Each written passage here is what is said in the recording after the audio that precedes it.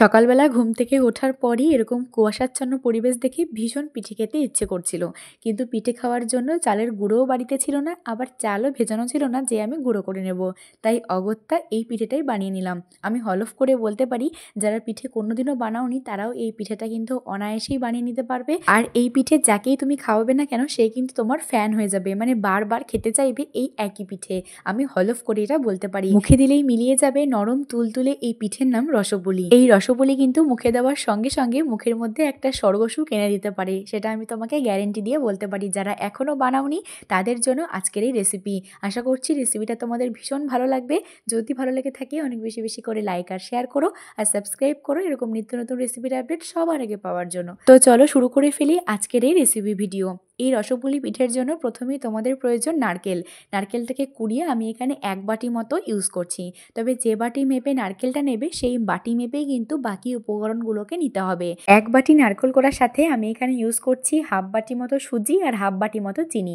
সব কিছুকে খুব ভালো মতো করে পাক দিয়ে নিচ্ছি। যখন একটা আটার ভাব চলে আসবে, মানে নাড়ু যেরকম করে আমরা পাক দিই ঠিক যখন সেরকম একটা চিট ধরে যাবে নারকেলের আর সুজির মধ্যে, তখনই নামিয়ে ঠান্ডা করে নেব। আর এদিকে একটা বাটির মধ্যে আমি এখানে হাফ লিটার মতো দুধকে জাল করতে বসাবো। দুধটাকে একটু ঘন করে নেব। দুধটা ঘন হতে হতে চলো আমরা নারকেলের পুরটাকে নিয়ে কাজ করা শুরু করে দেই। নারকেলের পুরটা ততক্ষণে কিন্তু একটু ঠান্ডা হয়ে গেছে। আবারও ভালো মতো চটকে নিচ্ছি, না হলে কিন্তু ঝুরঝরে হয়ে যাবে, আটার ভাবটা কিন্তু থাকবে না। তো ঠান্ডা হয়ে যাওয়ার পরে 2 থেকে 3 মিনিট মতো নারকেলটাকে খুব ভালো মতো ডলে নিতে হবে, যেরকম আমরা আটা বা ময়দা মাখি ঠিক সেরকমটা করে। তাহলেই দেখবে খুব সফট হয়ে যাবে আর তোমরা ইজিলি শেপ দিয়ে নিতে পারবে। আমি এখানে ছোট্ট ছোট্ট করে এরকম ওভাল শেপ দিচ্ছি, তোমরা চাইলে গোল বা চ্যাপ্টা যে কোনো রকম শেপ দিতে পারো, আর আরও একটু ছোটও করতে পারো। আমার কাছে এই শেপটাই ভালো লাগে, এই সাইজটাও ভালো লাগে, তার জন্য আমি এই সাইজটাই করছি। এদিকে 7 থেকে 8 মিনিট ধরে দুধটা জাল হওয়ার পরে সামান্য একটু গাঢ় হয়ে গেছে। এবার ওই নারকেলের বলগুলোকে আমি দুধের মধ্যে একটা একটা করে দিয়ে দিচ্ছি। যখন দুধের মধ্যে নারকেলের বলগুলোকে দেবে তখন কিন্তু আঁচটা, মানে গ্যাসের আঁচটা একদম স্লো থাকবে, মানে গ্যাসটা জানি বাড়ানো না থাকে। দুধটা মানে টকবক করে যদি ফোটে ওরকম সময় যদি তোমরা নারকেলের বলগুলো দাও তখন কিন্তু নারকেলের বলগুলো ফেটে যাওয়ার চান্স থাকে।